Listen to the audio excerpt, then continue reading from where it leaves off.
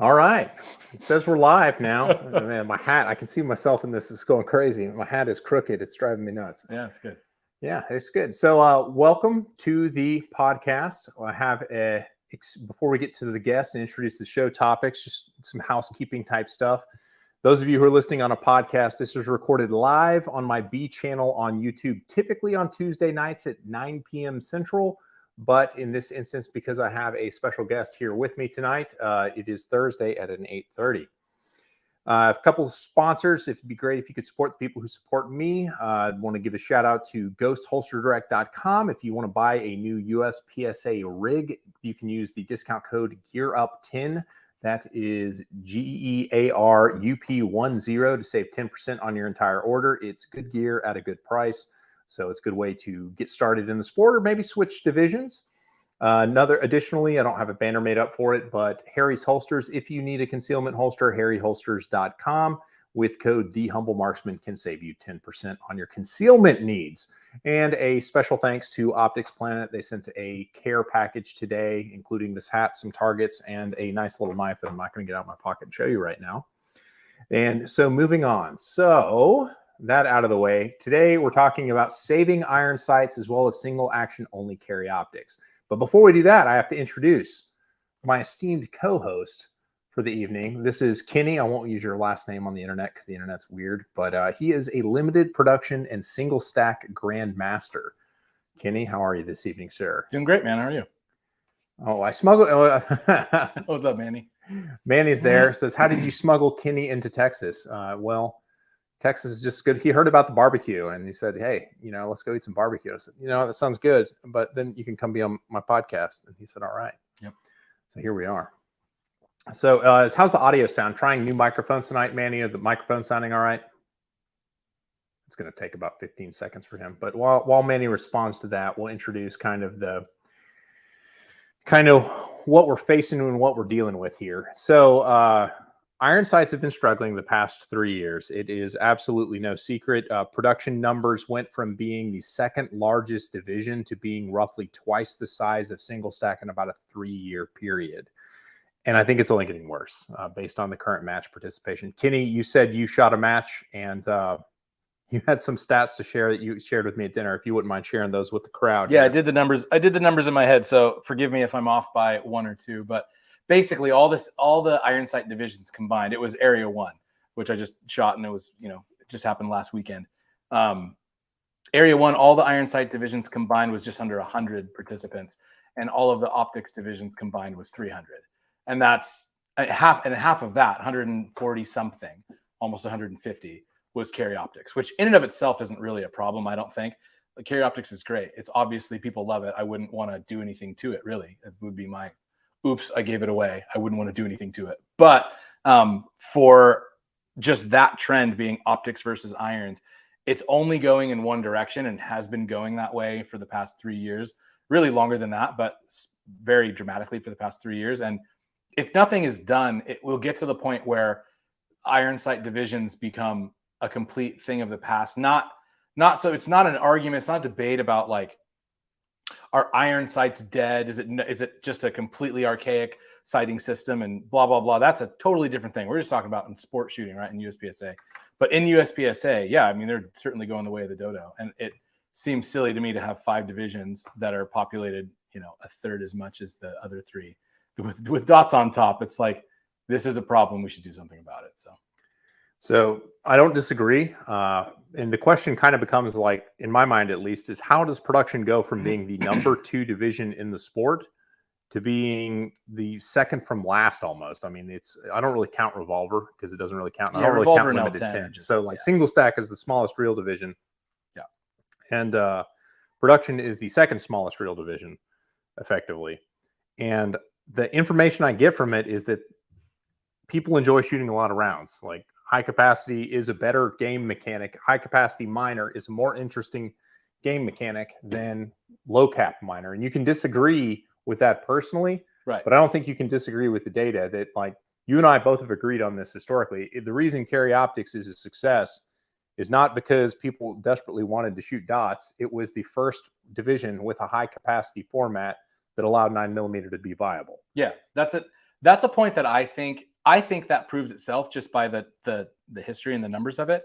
But a lot of people get really hung up and they say, oh, they ruined production. Whoever they is, right? The board or whatever, whoever you want to scapegoat, they ruined production because it used to be a really restrictive division, and it used to be that you could show up with a Glock 17 and win, and it used to be this, and now you can have a 60-ounce gun with a 2-pound trigger and hanging shit off the front. And oh, sorry, am I not supposed to swear before we get into this? Yeah, let's try Keep it not down. to. Let's keep it to a minimum. Keep it to a minimum. As family friendly for those of you driving with children in the car as possible. Sorry, I'm gonna keep it to a minimum. You can hang stuff off of the gun, and that has clearly completely ruined the division. I don't think I could take it or leave it. Like I think it's silly to not allow small modifications, slide stop, mag release, the shape of a trigger. Like if you could already do all the internal trigger work, the weight limit, you could take it or leave it, whatever. All of that is tangential to the point that is not what has decreased numbers of participation in production. It's Carry Optics. Yeah, it's Carry Optics. Carry Optics hollowed it out. It's because you could take the exact same gun, slap a dot on it, and load your magazines full. And people go, oh, well, that sounds like more fun. And while there are always going to be a certain amount of people that are really, really drawn to the dot, and that's fine. I'm not personally one of them. I just don't like slide ride dots. They're super fun on PCCs and open guns. Just slide ride for me, it's not my thing. But the fact that we don't have a high cap 9mm iron sight viable option, which yes, limited minor is a thing, but viable option to actually go out and win a match. Well, if Nils couldn't win nationals with a 9mm limited gun, that speaks to the viability of a 9mm limited gun. It's not that viable. You can do really well. I've played around with it. I tried to convince myself at one point, like, it's not that big of a deal. I can shoot faster. It's like you shoot this much faster and lose that many points. That's especially in limited where the speeds are everything and the hit factors are really high, and it's just the way it works. But yeah, I think it's silly. I think that something needs to be done to create, and there's so many ways to do it. I have my opinion on what I think would be best, but at the end of the day, there needs to be a viable competitive option for a high cap 9mm iron sight gun. You could do it like 5 different ways, but we don't have it now, and CO is gutting iron sights because of it. And speaking to that, just from a different angle, not just the enthusiast level, but as a match director, bringing people into the sport, every single new shooter being like, well, what division should I shoot? What kind of gun do you got? Well, I got this standard production type gun. It's like, okay, well, let me ask you a question this way. It's like, do you want to have a lot of fun, or do you want to do a lot of reloads? And they're like, well, like, what do you mean? I was like, well, if you shoot production, which is what they show up to the match thinking they need to be registered for, I was like, that means you're going to have to reload 2 or 3 times per stage. And what this match is going to show you is you're not as good a shooter as you think you are, and you're going to need more shots to hit the steel. It's like, what I would recommend is write this match off as being non-competitive because it's your first match. Just shoot limited minor and have a good time. Load your max. And just load them all the way up. And that's been the right answer every time I've made that recommendation. It's always the right answer. Yeah, absolutely. So it's as a mechanic, it's not fun. I mean, in chat, Pop's Quest basically nails it on the head. It's simple. People want to have fun, and it's more fun to shoot a dot with lots of bullets. The dot bit is arguable depending on how bad your astigmatism is. I personally like it. Kenny doesn't like it, but we both agree we are united on this. Just like the Predator meme of the bros doing the grip. We are united in that high cap is more fun than low cap. Whether it's major or minor, it's just generally more fun. And to me, I would make the distinction to say that it's more fun based on stage design, which is a conversation that I've had that with Mason Lane on a podcast that I did months and months ago. He was basically saying, you fix production by, I mean, he didn't say neutering, but like to me, it's like you fix production by neutering stage design and making it so you cannot see. Not like the current wording of the rule is that you must not be required to shoot more than 8 rounds from one position. And his assessment was you should change that wording to you may not see more than 10 or more than 8 rounds from any That's single not realistic. Position. I mean, you could do it, but it would be so restrictive in stage design. Like I just accept that if 80% of the people are shooting the match have, more than 20 rounds in the gun, and the match director and all the stage designers are included in those people, then the match is likely going to be favor high cap. Right. So in terms of fun, like if the stages did follow that design, then sure, 10 rounds is still super fun. But The stages don't follow that design, and they're not going to. It's not realistic. What is the not going that way. If you've built enough matches to know what is the, besides steel, what is the biggest limiting factor your club has? It's not fault lines either. It's usually vision barriers and barricades and barrels and stuff like that. So if you were to require that, we're already acknowledging that USPSA has an infrastructure problem with not enough clubs. So you're making the obvious choke point with actually making the sport be successful. You're making it that much more expensive to have it. I mean, my club has 60 plus walls, and that's barely enough for a 6 or 7 stage club match each month. And those walls aren't cheap because a guy welds them out of steel for us. Like, they've got like snow fence in the middle and stuff like that. So they're not cheap to make. They take forever and they take a pretty good beating. But if we were to have to do that, we would have to increase our walls by at least 50% if you were to conceal more than 8 shots from any position. But more importantly, is it takes away the freestyle nature of the game. Yes, I agree. It confines it to, I mean, you wouldn't actually have it set up as boxes, but in all reality, that's what you would have to do. You have to run over here, and it would be a presentation around a wall, and you'd shoot 6 or 8 rounds, and then you can't see anything on the trek to somewhere else, because if you could still see those 8 and you could see one target over there, now you are breaking that rule. And that was a comment I made to you at dinner before we got on the air here, is that the game has evolved a lot since like 2010, when Ben Stager was running around and shredding with production guns, running point to point, firing 8 shots, point to point, 8 shots. Like, that's not what the game is anymore. The stages have changed, and I mean, people have realized that blending is a real thing even in low cap, and you have to do it now. And I think it's really Tope Hetherington really kind of brought that into the game, is really who we have to thank for it. But he started shooting production gun like a limited gun, and now everybody shoots production guns like limited guns, and you have to if you want to be competitive. So I don't know that more walls is the answer to that problem. I think a more realistic assessment of what the problem is that the low cap mechanic is broken, and it's not what the people want to do. Like, I don't think there's any restoring production to what it was in 2012. No, like, it's gone forever. Production, it goes back to what I don't remember if I finished that thought, because I probably trailed on to another one. But in my opinion, production was as popular as it was because it was the most viable place that you could shoot 9mm, just regular box ammo, and be competitive, not because of its restrictions. Although I don't think its restrictions necessarily hurt it. Obviously it didn't. It was a very popular division, but that wasn't, in my estimation, the reason for the popularity. Because if that was the reason for the popularity, then we wouldn't see what we see now, that CO is so popular, has become more popular than it ever was before, and it's not restrictive. It's actually more permissive than it ever has been. It keeps allowing more and more modifications, and every time people scream, oh no, this is going to break the division, it's going to make it terrible, and it's like, oh look, it just went up 3%. It's like, no, man, people want a place where they can shoot 9mm and maximize their fun, which for some people is going to be a red dot, and for some people is going to be iron sights. But like, to me, like, the argument is iron sights are dying, save them before they're gone.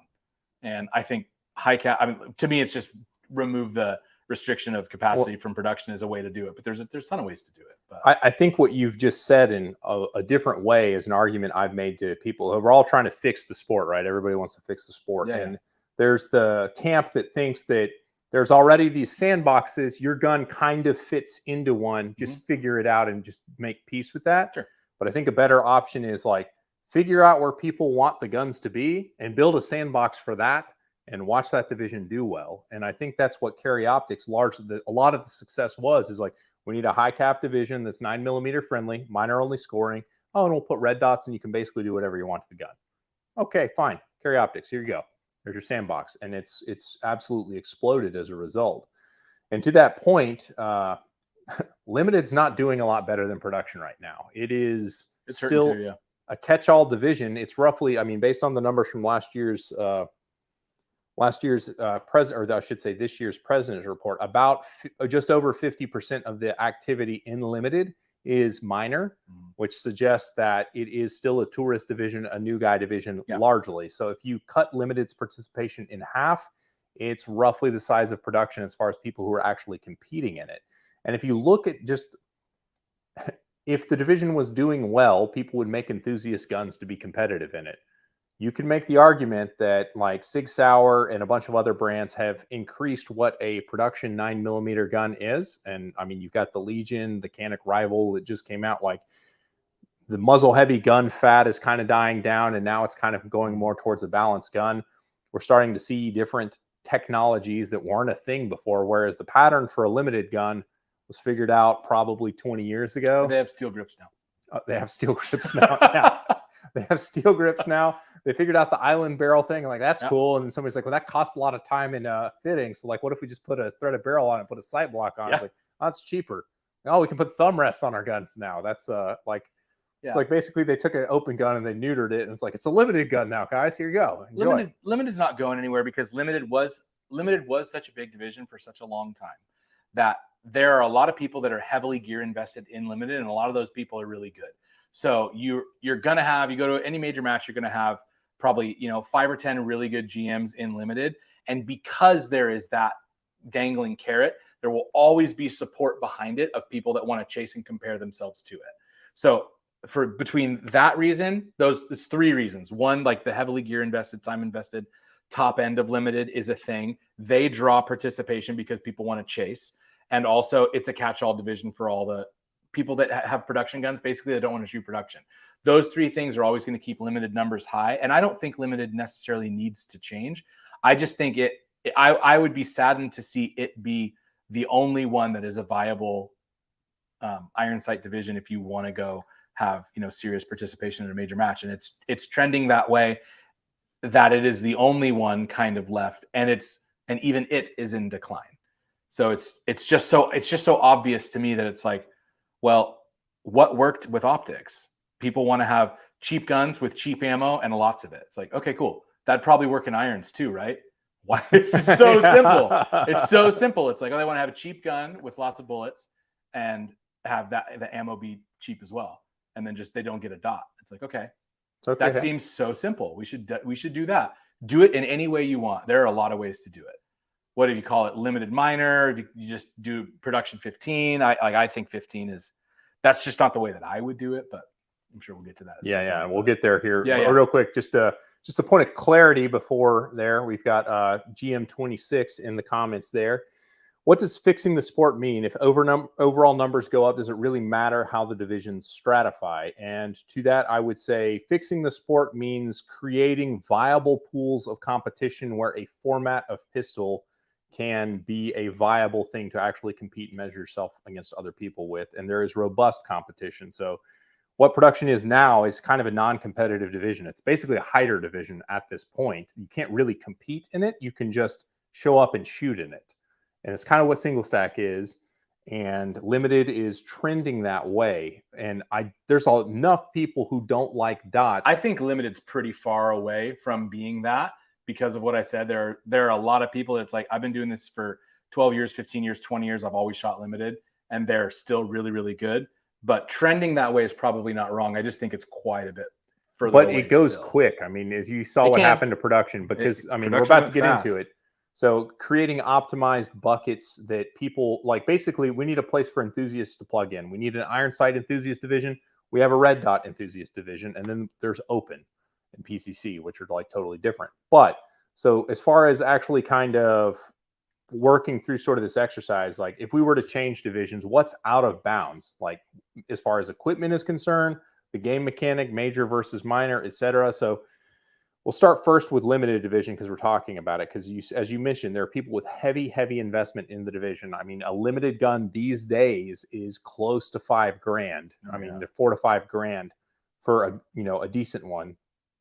I mean, you can get the CZ factory guns for about $2,000. But you can always come up with a cheaper alternative, and they can do really, really well too. But if you just set without actually trying to spend like too much money, just saying, I'm going to go to a premier brand and I'm going to buy their best or second best limited gun, it's going to be $4,000, $5,000, $6,000. That's just what they cost. Yeah. That's, I mean, 2011 is really, really cool. Yeah, they're great. It takes a lot of effort and a lot of raw materials to make, so they cost more. But,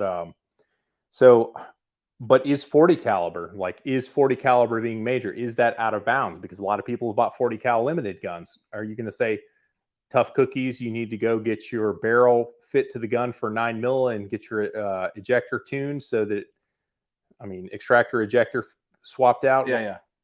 I wouldn't do anything to it. I wouldn't change a division that isn't broken. I would fix the broken ones. Okay. And in my estimation, limited still has good participation, although it isn't as good as it used to be, and still has strong support at the top. So I wouldn't classify that as a division that needs fixing. I would leave it alone. I would leave open, limited, and CO and PCC alone. Okay. I would leave them alone. You're pure. So going over into the production side, answering the same questions. Equipment, as far as like belt gear is concerned, the game mechanic of minor only, and I mean anything else as far as the pattern of pistol is concerned in those kind of divisions that you think is out of bounds to fix, air quotes, production. Sure. Yeah. I think the fix to production is as simple as removing the 10-round limit of the line of the rules. That's it. So what that would basically default to is, because there's a lot of ways you could do it. You could do 15 rounds. You could do 140 millimeter mags. You could do limited major and limited minor. I wouldn't choose to do those. I would just say there's a line in the rule that says you can only put 10 rounds in your magazine. I would erase that line. So it literally means if your gun is a production gun, it's on the list, it fits in the box, it follows this criteria, right? And the magazine has to be in the gun and it fits in the box. However many rounds you can cram in that magazine, you're good to go.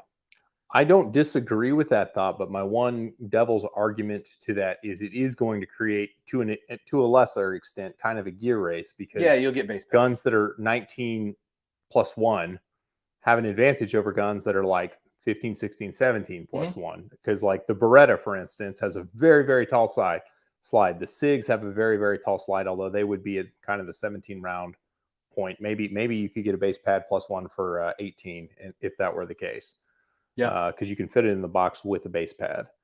So, but even when you do, you can make the exact same argument for the mag gauge itself, because not all types of guns, like if you shoot a Glock in limited, you're only going to get about 19 rounds in the mags. Whereas if you shoot a 2011, most all of them will fit 21, and some people have magic 22 round holder ones. So it's like, it's the same. It's really the same thing.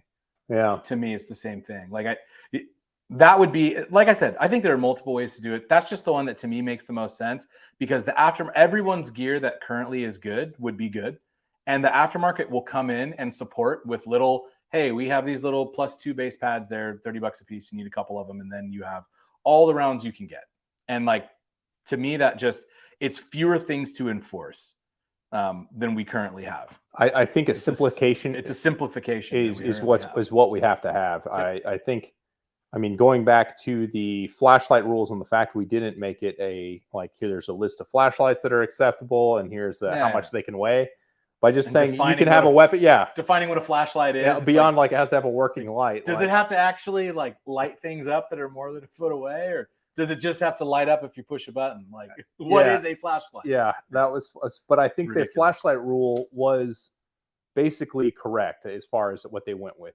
A lot of people, there was a lot of speculation out of the gate saying this is breaking the sport. Everyone's going to have flashlights on their gun, and everybody tried a flashlight on their gun and came to the same conclusion. I took it off. I tried it. I didn't like it. It wasn't for me. Yeah, everybody more or less came to that conclusion. So the only guys who have lights on their gun at this point are people who like to have weapon-mounted lights on their guns, and they want to get used to the way that feels. But as far as the actual pure gamer sport approach to it, it didn't break any of the divisions, and it doesn't really matter. So, I mean, I have friends with $10,000 open guns that go, I can't believe you guys put flashlights on your guns. What a bunch of gamers. I'm like, what's on your hip, dude? Are you kidding? Eric, that sure looks like an Iron Man gun. Hey, I didn't say any names. Yeah, he was posting pictures of his little Iron Man Infinity in the group chat we're in today. So it's a pretty gun, but I know what they cost. They're crazy. We're going to tell your wife what they cost, Eric. They shoot amazing, though. They do shoot amazing. I'll give them that. It's true. They are very fun guns to shoot. So for you, it sounds like in production, it purely is just you think that undoing the mag capacity limit really is all it would take to make the division viable. I think it's the simplest change. 15 rounds is also a viable option. I don't like it because I think it's more complicated than the current 10. And I think that it almost accomplishes the goal, where some people will still go, what is that one? 23 in the mag, 15? And you could just say 140 millimeter mags. I understand, because the market has support for that. Yeah. Right. And that's a viable option too. But then production doesn't have a box anymore, because the box doesn't matter anymore because Right. it's supposed to be a box with a magazine, right? So that it's like, okay, what's the simplest change? The simplest change is just to say, well, I don't like the 10-round rule. It's like, erase it. It's gone. Now the 10, voila, it's gone. What does that mean? It's like, well, it means your gun is still good right now. It means you load your magazines all the way full. And it means next month when your favorite, aftermarket brand comes out with the base pads that get you 2 more rounds, you'll buy some. Like, that's what it means. And it's like, okay, I'm good with that. Yeah, I don't disagree. So I guess my question is, we basically, if you take 2021 Race Gun Nationals and you look at the top 3 finishers, all 3 are shooting plastic guns that are production guns. They are not 2011 pistols, although I acknowledge that there is the perception is you have to have a 2011 to be competitive, and I'm sure all the 2011 makers would like you to think so. But the data and the facts suggest that that's not true. We had a SIG P320 in the number 1 slot, a 9mm Canic in the number 2 slot, and a Glock in the number 3 slot, and then a field of 2011s. So which would be more interesting to you? If there was a way to fix a game mechanic where all the guns have to fit in the box with their magazines inserted, so it could be like a 5-inch 2011 style gun fitting in the box with effectively 126mm mags, so they've had 15 to 17 shots, whereas like a 4.5-inch 9mm gun with a 140mm magazine might be able to fit in the box if the base pads had the right contour to it. Does that become more interesting to where you could have a major minor division? Yeah, not to me. I want to live in a world, I'm going to start preaching. I want to live in a world where it's this simple, okay? Where you've got, I don't care what you call them. We already have names for them, so we'll just use those names. But it's like, I want to live in a world where you've got an optics division that is expensive, right? Open. We have it. Major power factor, expensive guns, all the crazy crap that you can possibly do to a gun, pretty much allowed. Yep. Then you have an optics division that is cheap. It has minor scoring. It shoots cheaper ammo. You can't do as many things, and you can't have as nice of a gun. And then, but it still has high capacity, just not as high. So you get the correlation. It's like major power factor, expensive, premium everything, and lots of rounds. One step down from that is minor power factor, cheaper gun, still a lot of rounds, but not quite as many rounds. That has already proven to be a set of 2 divisions that live next to each other that overlap, but don't overlap too much. I would just mirror that for iron sights, where you have limited major power factor. You get all the rounds in the gun. You can do all the things to the gun. You can have the race rig and whatever. You can have all that stuff. And then cheap ammo, cheap gun in relative terms. They're not actually cheap, but cheap ammo, cheap gun, still a lot of rounds, not quite as many. It mirrors what we already have with CO and open, with production, if you erase that rule, and then limited. And then I would say PCC is fine. The people that like it, like it. Like, I just don't see, that's one that people like to say, oh, they need to have a 20-round limit or whatever. Like, who cares? Like, PCC is PCC. People that like it. But I don't see any reason to screw with it. And then you have this big gap at the end where you're like, well, what do we do with the people in the band states, the L10 guys, the single stack guys? Put them together. I just think you put them together so they actually have, and it's not a throwaway, like, we don't care about you. You put them together so they have people to shoot against. Right. Because if you don't have people to shoot against, the game's no fun. So you say 8-round major, 10-round minor. If it's a single stack, you get a magwell. If it's a double stack, you don't get a magwell. Have fun. That's it. That's it. I like that adjustment to that. Like, I was calling it classic division, like IPSC does, but I just call it low cap. Yeah, just call it low cap and let it be. It's low cap irons. I agree. That's not a bad idea. It would kill limited 10 by doing it, but I mean, that's fine. Limited 10, see you later. Yeah, it's fine. Just roll revolver into it as well. You can, yeah. And that's another one I had thought, is that you could, and I don't have a super, a dog in the fight on this one, I guess, but you could conceivably say, well, 9mm revolvers only get 8 rounds, so give them major scoring. So if you want to shoot an 8-round revolver, you get major scoring, but you only have to make minor. Are they going to win? No, they're not going to win. Like, they're not going to win. But what's better? Having a viable option to shoot for the very few people. I mean, we're talking very, very few. There's like 40 people at Revolver Nationals. It's nothing. I hate to say that it doesn't matter, but it's like there's so few people that it's like it's a kindness to give them a place to shoot instead of just saying, play somebody else. Get them out of the house. Like, the wife doesn't yell at me when I'm at the range. And to not just say, oh, yours is legal. It's like, listen, we're trying to help you out here. You get 8 rounds in the gun, you get, barely any recoil, but you still get major scoring. If you feel like shooting a wheel gun, bring it. But to me, that takes it from 8 divisions down to 6, 3 irons, 3 optics. You still have low cap for the people that love 1911s, the people that live in restricted states, or people that just really like the challenge of low cap. That is just a thing that they like, a game mechanic that they like. Great, they have it. And then you have PCC, which is its own thing. And then now you have open and limited, and then limited in production, and they mirror each other. They mirror each other in terms of most premier, most expensive, major power factor, most rounds step down from that. And same thing with irons. I have a follow-up question to this because I have my opinions on it as well, but we'll get into it. But first, we have to acknowledge that the Paracast is in the chat. Oh, hey. Saying hello to their former podcast co-host there. What's up, guys? So, but does single action belong in the cheap version of these guns? No, I don't think so, even though my personal opinion is that it doesn't matter very much. And I use limited as the justification of that. The top 3 guns, well, I think it's hard because you can conflate good enough with best, right? What is best? It is best for most people to have a trigger that barely moves and is really light. It's best for most people. But what is good enough? It's been proven by really good shooters. It's about 3 pounds and it doesn't really matter. Pretty good is good enough, right? So I think even those people, if they, if they were off camera and you could get them like, hey, which would you rather? Which would you rather? Like, which is actually easier to shoot? The trigger that moves half as much and weighs half as much, or the one you have? It's like, that one's easier. But this one's good enough. Yeah, I don't disagree. Yeah, so I don't think I like the delineation as it stands right now, but really at the end of the day, it's not that big of a difference. But it's shooter dependent. Like I found for me, it wasn't a big difference. I didn't shoot. I thought that I would shoot my 1911 because I had so much time on 1911s and 2011s much better than, some crappy plastic gun when it was given to me. And honestly, I shot it just as well. So even though I can say objectively the trigger isn't as good, it isn't as light and it isn't as short, I don't use it any different. It doesn't hinder me. And maybe that's because I'm not good enough to exploit just how good the other trigger is. Who knows why it is, but that's just what I found. But no, I wouldn't redraw the lines and say that we don't care about action type at all.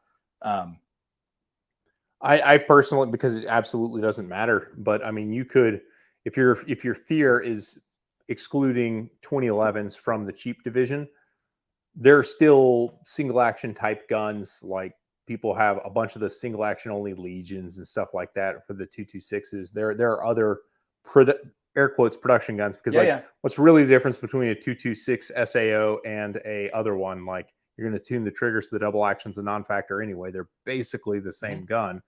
I mean, you could rules monkey some rules that kept 2011s out of the cheap divisions potentially. I don't think the mechanic particularly matters at this much. It seems like it's an arbitrary throwback to, I mean, production. The rule set was perfect for when it was introduced in history, but that was 20 plus years ago, whenever it was. And at this point, like the tastes of the consumer have changed and our understanding of the advantages the trigger systems offer has changed. So I don't think it hurts anything by perhaps making it a little bit more open in that regard, but it's not a hill that I think it's worth dying on, except for, and this is where we're going to disagree, is single action guns with dots.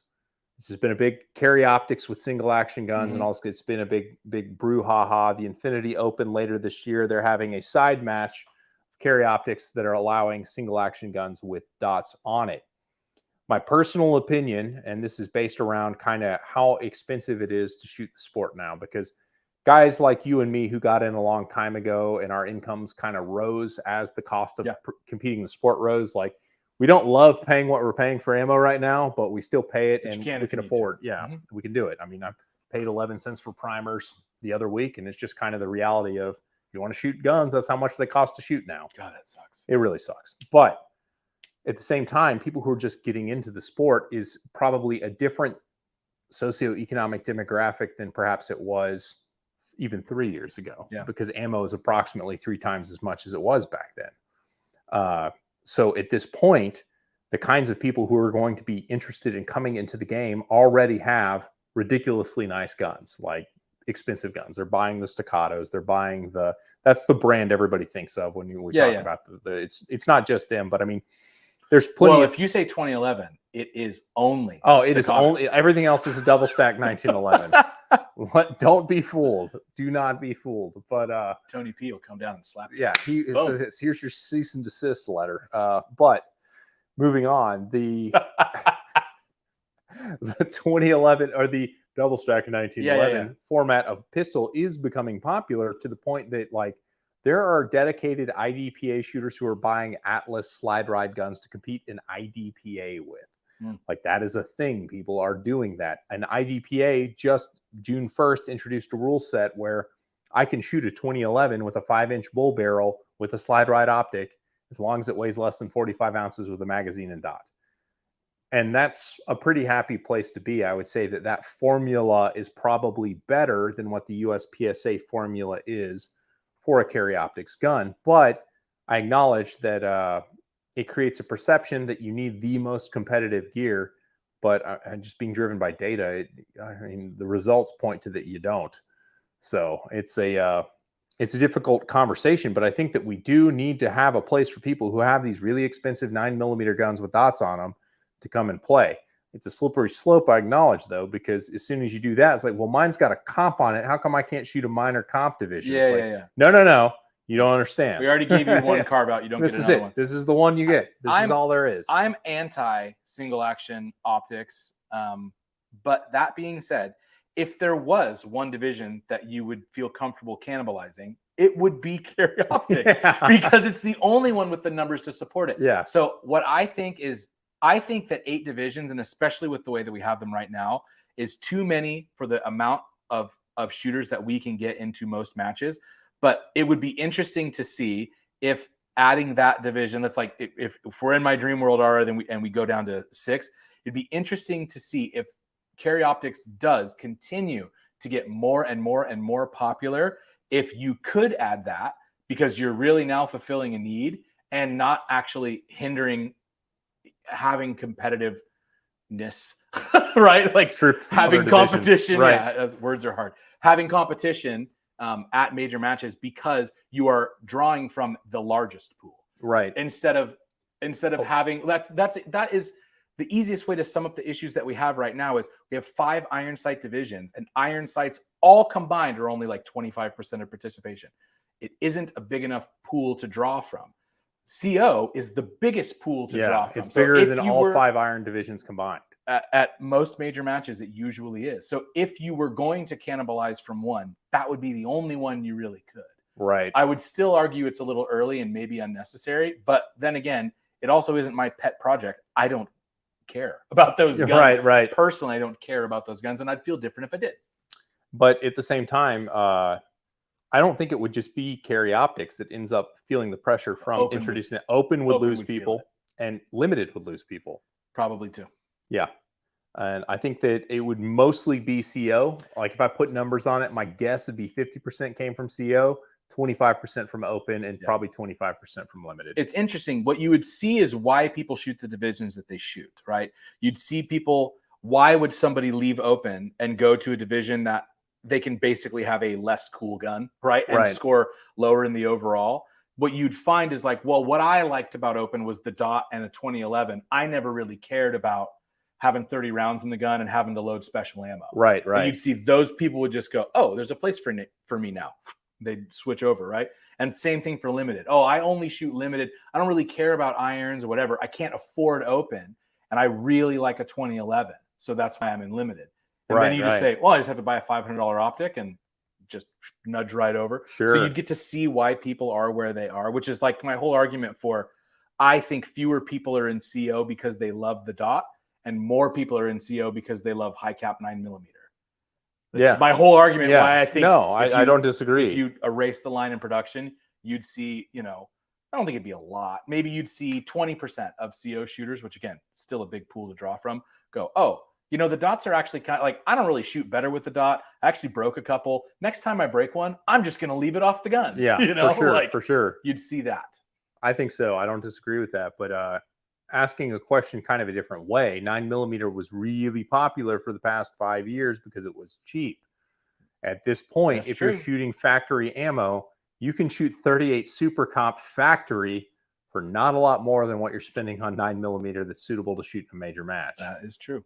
So I'm curious what that's going to ultimately end up doing to the sport in the long term. Is like, do we end up way out in the future needing to make accommodation for some kind of alternate? I'm not saying throw 22 in there. I'm accounting for the fact that we don't know what's going to happen. Like maybe 30 Super Carry becomes the way, and like it's for some reason a lot cheaper. Or I don't know what the fix is going to be. Yeah, I don't know. But I hope that way out in the future, ammo prices stabilize and come down. They will not come down to what they were before. No, fully aware of that, but they can come down from where they are now. I don't disagree with that. They can't come down from where they are now. I mean, I don't know that we'll see $2 gas again in our lifetime, like sub $2 gas. I'm hopeful, but I don't know. I missed dollar gas by this much. I remember like the week I got my license, it popped up to 105 or something. I'm like, oh, really? Missed it by that much. Yeah. I got the cheapest I ever paid for gas was 79 cents a gallon. Oh, and it was like way out in the sticks. Like life of luxury. Yeah, I know. It was one time I ever saw that. Like other than that, it was like in the 90s when I started driving. But yeah. I don't know. I don't know what's going to happen, but it's fun to think about because like USPSA loses 1/7 of its members year on year. And as the game gets more expensive to participate in, I think the conversations on what you have to do to the divisions to keep people engaged in the sport become more and more important, because people are going to become like, this is not an inelastic good. As costs go up, we will see less people doing it. Sure. But at the same time, the overhead that we have to run the organization, because it's run by people, and there is a huge boost in salaries at kind of a national level. The people we're paying to put the matches on and stuff like that, to rent their facilities, all their costs are going up. I mean, everything is getting more expensive about the game.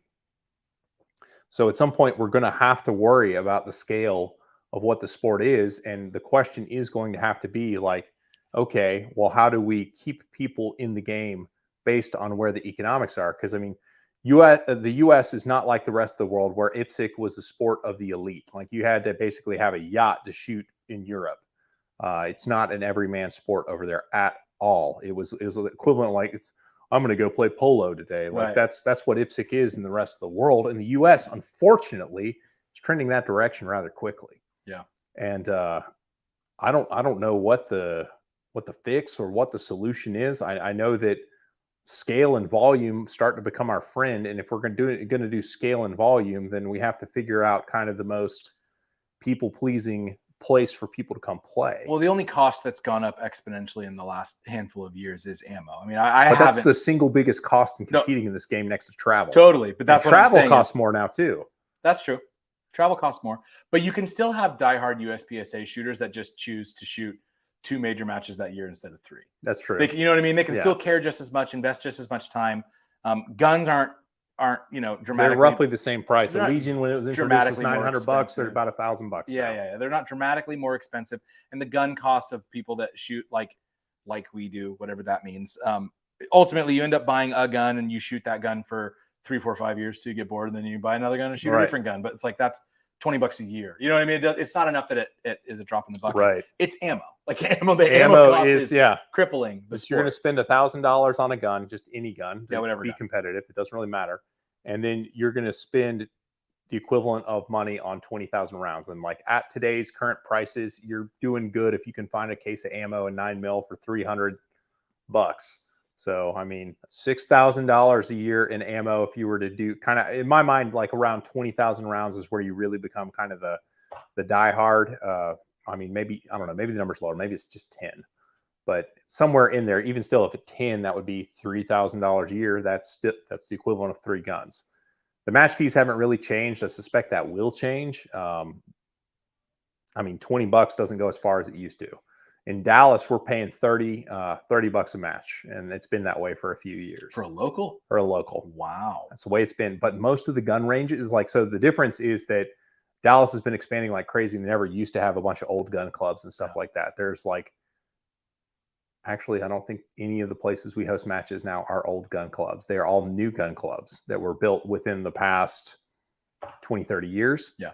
And so it just, everything about developing them costs more. So these are people who are trying to recoup their investment and trying to keep the thing going. So, I mean, the gun club I was a member of in Georgia, the range would take $5 a match fee to cover kind of the use of the range. At the clubs that I go to now, they get a cut of $15 a head, and it doesn't matter if you're a member. Like some places waive the range fee if you're a member of that range. Not to my knowledge, none of them do here. Wow. They all take their pound of blood from everybody. Makes me feel lucky to be where I'm at, man. Our local match is $15 and $10 if you're a member of the range, and we generally shoot 2 classifiers. Wow. Our match is cheap. Yeah, our parent club was playing with the idea of raising costs for the match, and I was like, this doesn't make sense. Over 30 for a local? Yeah, 30 for a local is steep. Well, their argument was like, not just from my cheap point of furring view, sticks, that like is steep. targets are not any more expensive than they have been. They're the same. Furring strips that we use for target stands are more expensive, but it's not that much more. You can still get a lot of use out of some furring strips. So it's just like the pasters don't cost any more than they used to. It's like, why would we raise the prices? It doesn't make sense. So, I mean, it just feels like everything costs more. So they feel like they need to try and maybe ask more money. But when we sat down and looked with the club, like, okay, I guess you're right. The economics of the match still makes sense. The club isn't losing money on the match. So let's keep going.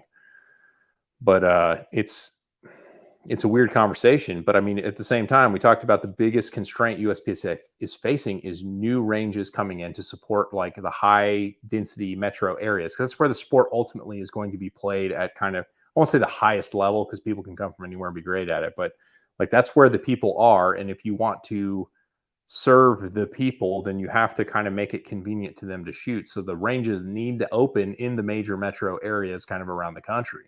Yeah. And those are going to be the places where land costs are the highest. And naturally, the match fees as a result are going to be higher. The range is going to take $15 and not $5. So it's, I mean, I don't know what you do with that. It'd be great if the organization had some sort of real estate plan to help identify where the areas that they could be opening, helping get clubs opened in order so people would play USPSA, some kind of network or something of people who are there to understand. Like it would be a calculation you do 2 ways, right? You would look at the major metros, like the Richmond Rod and Gun Club. Their local match has 150 shooters per match, and they're doing 2 matches a month, and they're selling out. Okay, well, the answer there is to figure out how they can do 3 or 4 matches a month, or find another range to host a match and open it up, because there's demand there that's not being met. The other side of it is figure out like, okay, Dallas Fort Worth only has this much activity, but is a metro statistical area of this many millions of people with a ton of gun owners. Yeah, I was gonna say, it's untapped. A ton of gun owners. Yeah. So there needs to be like more awareness to drive people to these matches in order to substantiate trying to find ranges to host more matches, or potentially help people find the if your dream is to start your own gun range, like if USPSA had a guy who could consult with people who want to do that, like, okay, this is what you need to do. This is the kind of land that you need to buy. This is roughly how much it's going to cost. Like somebody who kind of published a formula for what it takes to build a gun range, with the hopes that it ultimately would lead to supporting USPSA matches. Like that would be in my mind, it would be a good use of overhead, because that is one of the things that the sport is threatened with, because we're always basically like one bullet leaving the range to close a gun range down. And I would say that gun ranges are closing. We lost one, I think either last year or the year before, in the Dallas area, just due to development sprawling, and they lost access to the road that accessed their range. But at the same time, jumping over to like there are clubs all over the place that get built around, and eventually somebody has, either a ricochet that lands on somebody's roof and they freak out and it gets shut down, or property is damaged because a round does leave the range. So, I mean, USPSA is not in the real estate business, but it kind of needs to be. I mean, you could also make the same argument from a political perspective based on the tremendous, this is a fun story. I meant to touch on this at the beginning of that thing.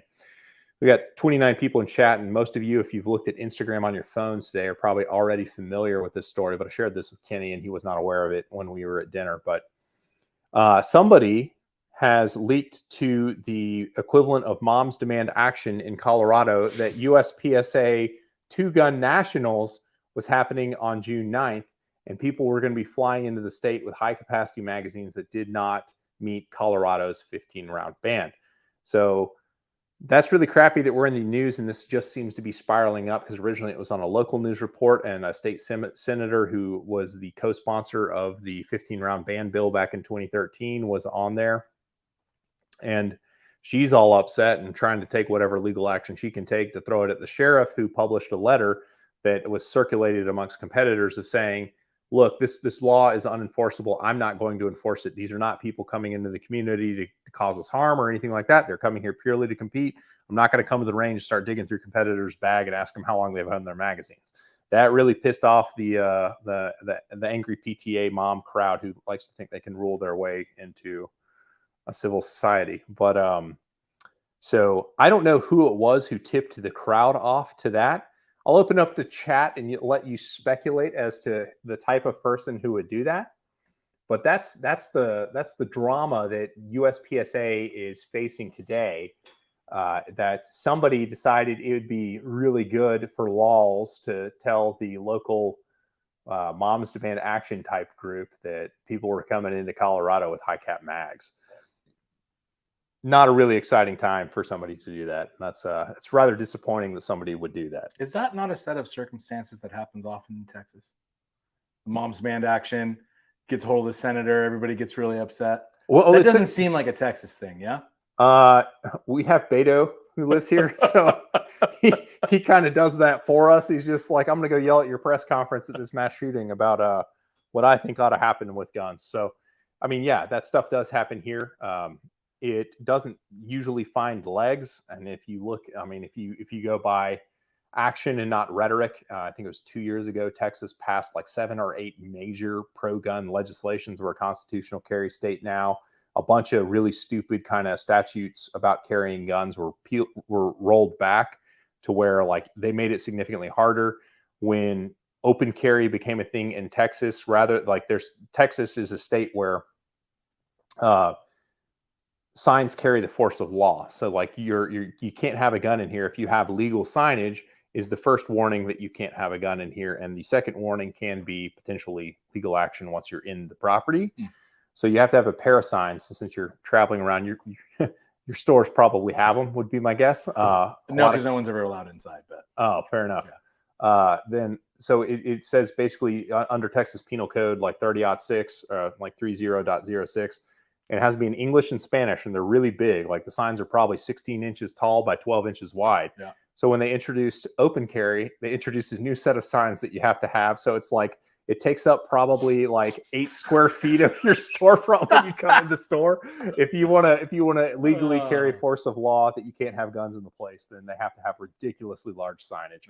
In Idaho, those signs don't carry the weight of law. And they didn't in Georgia either. And I'm not saying that what Texas does is, I think it's dumb. I wouldn't let signage carry force of law and just let the trespassing law, like, oh, you're not allowed to have guns here. Oh, you got a gun, you got to leave or you're trespassing. Yeah. Like, that should be the way it is. That's how it is in Idaho. And I think it's hilarious. We've walked into like a movie theater before, like me and my tiny little wife, and they'll go, ma'am, can I look in that bag? And I'm like, she's not the one that has the gun, dude. Like, go ahead and look at her bag.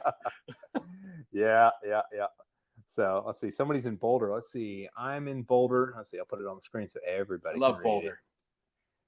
I'm in Boulder, and I heard a rumor that they've outlawed concealed carry in Boulder County. Well, that'll probably face a Supreme Court challenge before much longer, would be my guess. I have no idea. I mean, it's Colorado, so they're going to do whatever they do.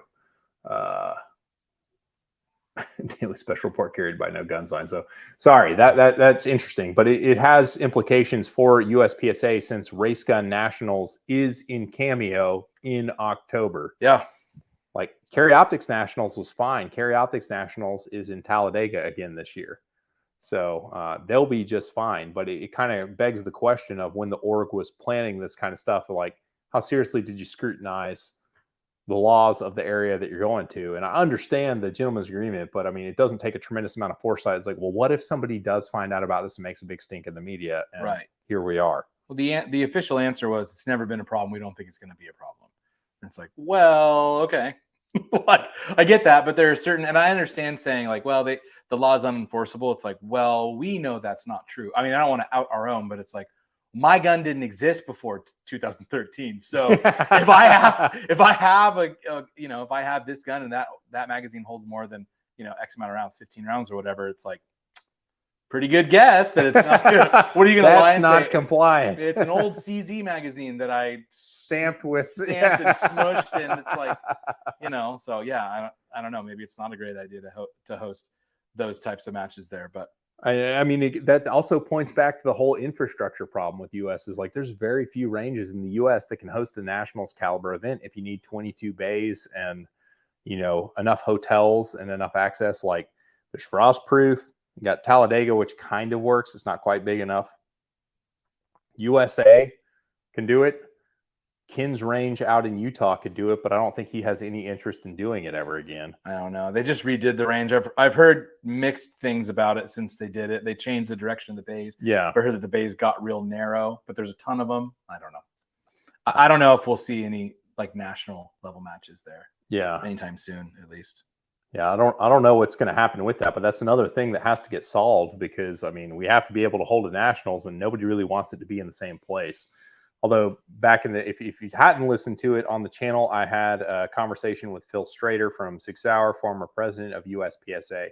And he when he was president of USPSA, the U.S. Shooting Academy came up for sale up in Tulsa, Oklahoma.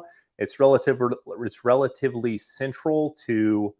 It's actually he was onto something in my opinion because that range is fairly centralized to the entire United States. I mean, Oklahoma is more or less in the middle, and it's in the northeast corner of Oklahoma as a state. So it kind of makes sense.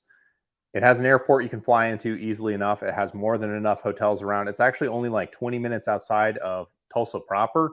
So it's actually a place you could go to with a family, and they could go do Tulsa stuff while you go do your thing. And then you can meet up and do, have good dinners in the evening and stuff like that. Because when you go to Frostproof, it's like, well, what are your options? Like, well, if you don't like eating at McDonald's, then you're driving 30 minutes north or south to whatever the next, slightly larger city happens to be for whatever chain restaurant you happen to want to eat at.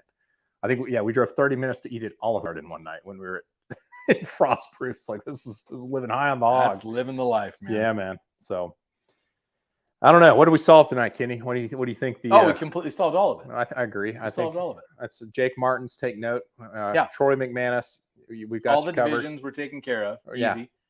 The way for USPSA to make more money, since we need that, is to have tighter catering and fewer porta potties at nationals. That'll do it. That's where you save. That's where you save the money. The trick is not fewer porta potties; it's to service them less. That's what you do. It's really the service. That's fees. really it's service fees. That's where they get you.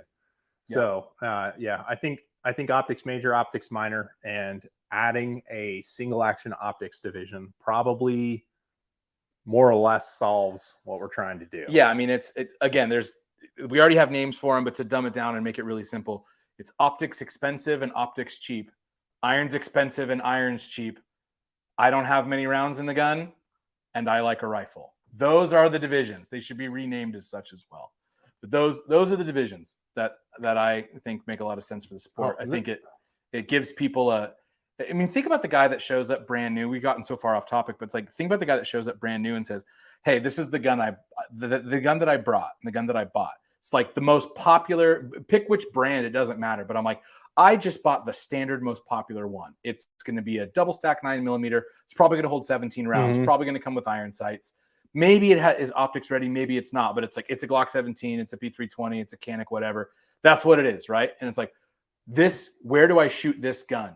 And it's like, oh, well, you can either be non-competitive and limited, download your magazines and you don't have enough of them anyway and shoot production, or mill it, or spend as much as you spent on the gun for an optic and shoot it in CO. It's like, those are the options that we give.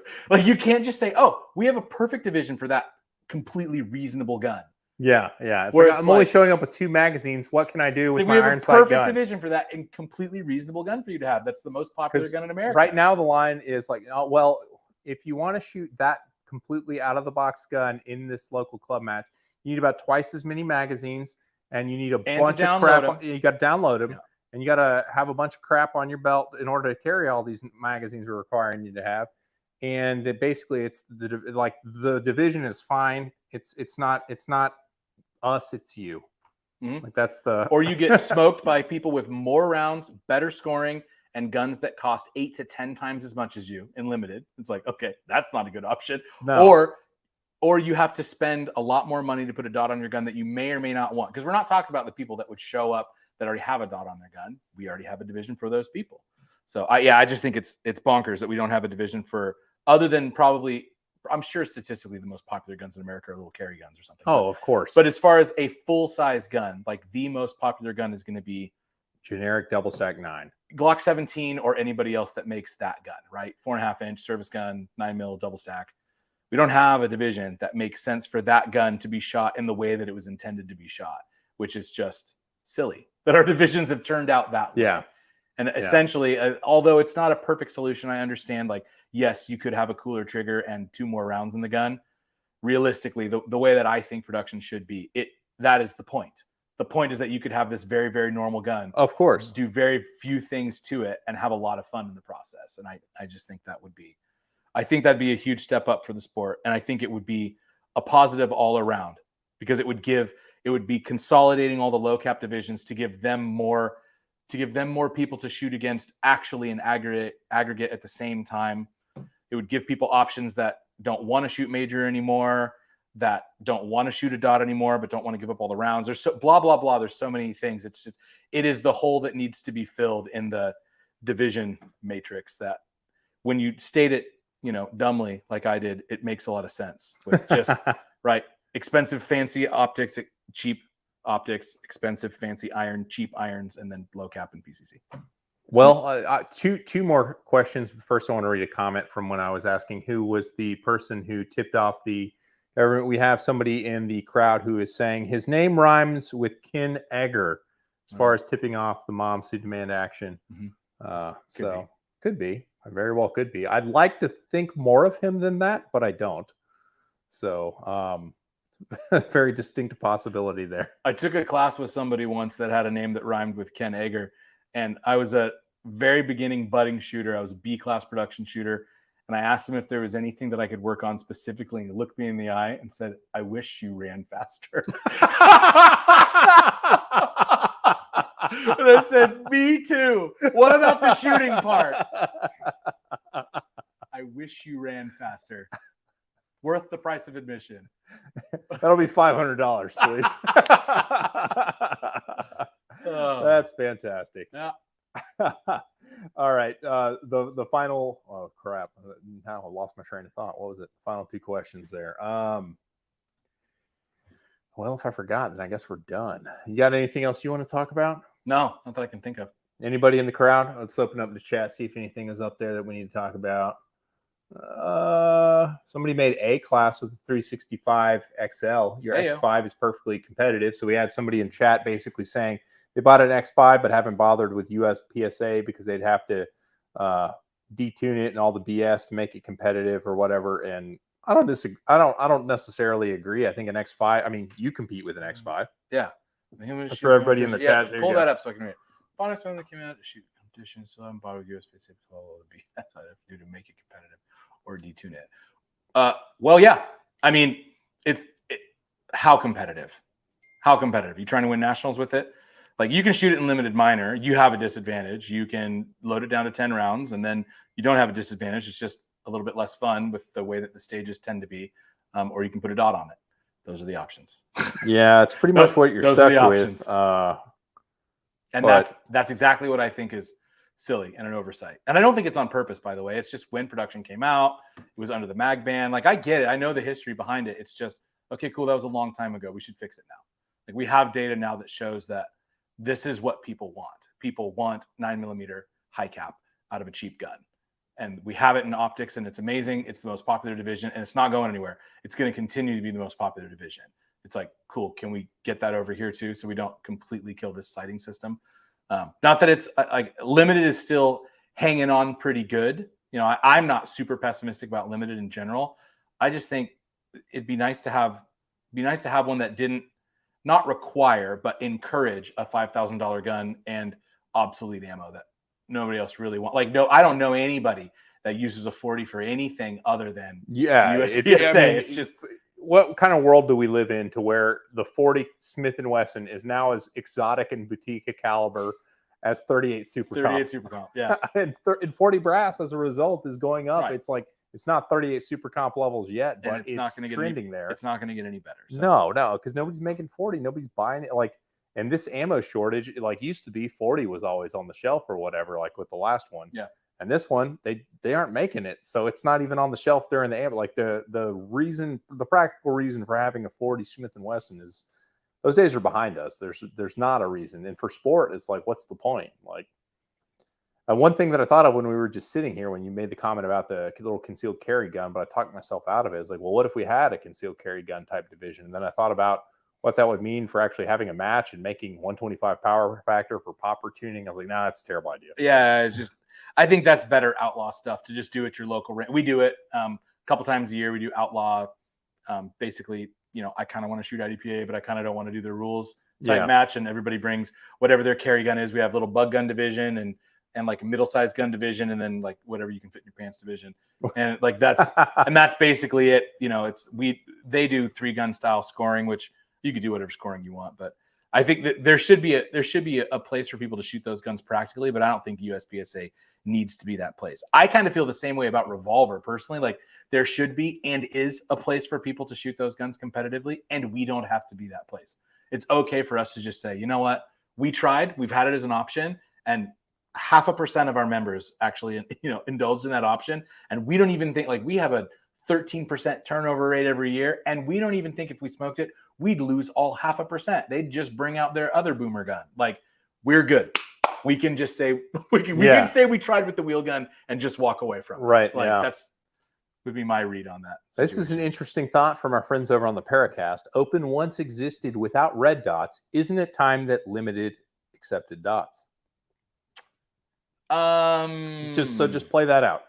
So imagine a division where you have access to major scoring, but you can only get at it with a 40 Smith & Wesson and 140 millimeter mag, or you can have 140 millimeter mag, minor only, with a red dot. Same rules apply to the gun. Say it again. I'm sorry. So limited. Both 140 mags. Major has major is irons and minor is has irons. a dot. Yes. Oh, minor would smoke it. Probably. Well, it depends on the match. Yeah, depends on the match. It does depend on the match. I mean, if everything's 15 yards and in, the limited gun is probably going to smoke it. Yes. But if it's a bunch of partial targets, a bunch of distant targets, the minor gun is probably going to run away with it. Well, we kind of already have that, and it's the difference. It's the current difference between CO and limited. Yeah. And it's match dependent based on which one wins, but on average, CO. On average, yes, you're right. Generally wins because we're talking major matches. At your random local match, probably limited would edge it out at most people's local match because the hit factors are higher. The hit factors are higher and the shot difficulty is lower. At your average major match, because the shots tend to be a little bit tighter, it tends to favor the dot more than the irons generally. Well, I think that's just I would say that's more of an evolution of what stage design has become, because there's more stages that are being designed by dot shooters, so they create target presentations. 3/4 of the shooters are dot shooters. Yeah. So 3/4 of the stage designers on average are dot shooters, therefore, and all the dot shooters are high cap shooters, all of them. So therefore, they design stages that they think would be fun. Like, I don't think there's any like nefarious intent going on here. It's just like, well, I want to have a fun match. I want to have a fun stage. This is a stage that I think would be fun. It's like, okay, it is fun for you if you have that setup, but it's like, that's my whole argument. Whereas I disagree with Mason's assessment of let's change stage design. I just say, like, I wash my hands of that. I believe it's not right or possible to try and handcuff stage design. I accept that 10 rounds should be something that is only for the people that like actively want to do it, as in I love a 1911 and won't shoot a 2011, or my state doesn't allow me to. And we shouldn't handcuff the people like, but I just want to shoot a normal gun, like normal as defined by the ones that sell the most, right? Right. It's like, yeah, well, how many is it supposed to hold? I don't know, this many. It's like, sweet, fill it up. Well, what are your thoughts? I remember the point I was going to ask you about, just while we're covering all of the, like, let's destroy all the divisions topics. Only half of them. Half of them you leave, the good ones you leave alone. So through conversations I've had with Phil Strader, he says if power factor were lowered to 150, which is basically the upper range for what a SAMI or CIP cartridge can be in 9mm to make major. If it were lowered to 150, he would make competitive open guns that they could run in USPSA. I mean, Phil is a USPSA guy at heart, and he has some pull. I mean, he's the director of pistols at USPSA. Same. So, yeah. Yeah. So he was the president of USPSA. Yep. He is the director of pistols at SIG. Like, that is incentivizing manufacturers to actually do stuff. I mean, all of the existing open gun manufacturers are asking, can we pretty please lower it? These guns don't last that long. And I mean, if you consider, if you buy an Infinity, like, the useful life on an open gun is maybe 50,000 to 100,000 rounds. That's a $10,000 gun. So you can divide that number by, and they're not 10,000, $9,000 gun. Divide 9,000 by whichever one of those numbers you agree with. And every time you pull the trigger, it's costing you that much money in the equipment wearing out. Yeah. And if somebody like SIG were to introduce open guns that were, you know, reasonably competitive, I can't imagine they would be like 2011 competitive, but it would probably be similar to how like the Shadow, the Legion punches way over its weight against like the Shadows and Tanfos, which cost more. Yeah. And I mean, if you play with a tuned one, those ones feel a little bit nicer. But Yeah. if you shoot the guns, the SIGs don't leave anything on the table Right. against the gun. So I mean, they're absolutely the same.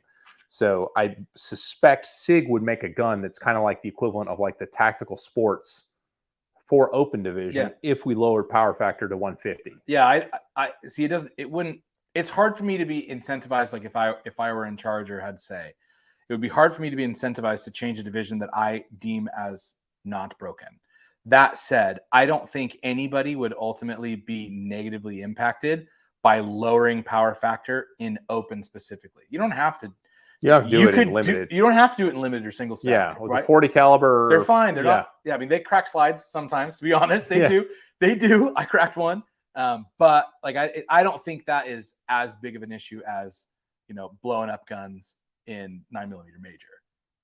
Right. So like to me, it's I could see saying, you know, in open that, you know, because we allow 9mm and want to continue to do so, major power factor is, I don't know, something lower, 150, 155, whatever the right number is fine. And then in limited and single stack or whatever in my, you know, dream world you call those things, the limited would be iron's expensive. I think iron's $sign yeah. versus iron's $sign. Yeah, iron's expensive versus iron's cheap. Right. Yeah, I think that 165 honestly is fine. I think it's fine. I mean, yes, there's no doubt you break 40 cals more than you break 9s. You do, but I mean, even 38 super comp guns crack slides. Yeah, but it gets to a point where you're changing the game dynamic, because one of the draws to that division for the people that like really like it, and I was at one time one of those people, now it's not really for me, but is that they want to have a gun that is, they want to have the easiest gun to shoot inside of a world of guns that are hard to shoot, meaning iron sight with heavy recoil. Oh yeah, of right. course. So if you keep bringing it down to where you've got, well, now major power factor is 150, it's like 150 out of a 40 cal, or I guess you could do out of a 9. It's like, that's not really, it's changing that division from like hard gun to shoot, got to grip it hard and muscle it around, to like, I mean, most people that shoot 9mm right now load up to 135 or 140 power factor. When you hit 150, it's like, it's a little hotter, but not out of a, not out of a limited gun. It's not like, just ask your former co-host Robert, who was loading up to like 142. He didn't realize it, but he was loading up to like 142 power factor, something crazy. His powder drop got out of alignment, and he just kept loading. And then one day he actually chronoed it, and it was like 140 something. He's like, I'm gonna back it down a little. Yeah, it's gonna be a little bit too much. So I don't know. It's something to think about. I mean, as an open shooter, it doesn't hurt my feelings any to lower power factor from. Yeah, would you care? No, I wouldn't. Would it make your gun shoot any different? In fact, it would porpoise more. Like, the more gas coming out of it makes it shoot flatter and recover quicker. Right. So until they found out what the right exact comp and popple hole system was for that power factor, and then it would ultimately be probably the same. It'd be about the same. Yeah. I mean, we would have to figure out the springs. We'd have to figure out the comp and popple setups that make sense. Well, Steiner says the same thing. He'll practice and sometimes shoot locals with his 9, and I think he doesn't load it all the way to make major, and he doesn't claim major when he shoots it. He's like, yeah, it's at like 150, 155, and he goes, honestly, it shoots worse than my other one. I just do it because I can just not care about the brass. Yeah, like, I mean, I've shot. Like, it doesn't shoot better; it shoots worse. My ultimate racers will shoot minor with the same. Thanks, man. Will shoot minor with the same springs and setup as its major setup, but it flops around a lot more, like a lot more. Yeah. It's noticeable. Yeah. And I mean, it feels ridiculous when you're shooting it because it still feels way softer than any like non-compensated production gun. But like when you shoot it, it doesn't hit you in the hand as hard, but at the same time, like there's less perceivable dot movement. Like the dot movement's so fast at the high velocity major stuff that it feels faster. I don't know. It's tough to put a thing on, but yeah, I don't know. I would support incentivizing manufacturers to get into USPSA. Like SIG is 2/3 of the way into the game. They can't really, like, they've got PCC, they've got Carry Optics, they've got production, they've got single stack, they've got, you know, everything except open. It's really kind of the way they are. So maybe they're, I don't know, 80% of the way into the game. And opening it up to, like, CZ is similarly in the game to that level as well. Because, I mean, they've got guns and all the, they've even got an open gun.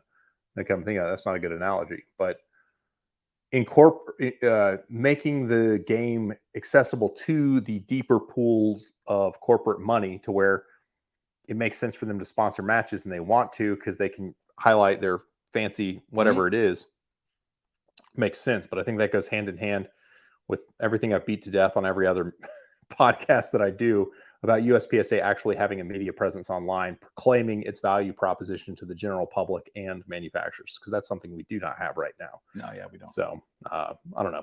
So that was it. I appreciate everybody who's logged on to the stream. Appreciate my illustrious co-host for the evening, Kenny, stopping by all the way from Idaho. He's going to carry some of the oil back from Texas to bring to his people up there. They're running out. So I appreciate all you guys. We'll do it again next week.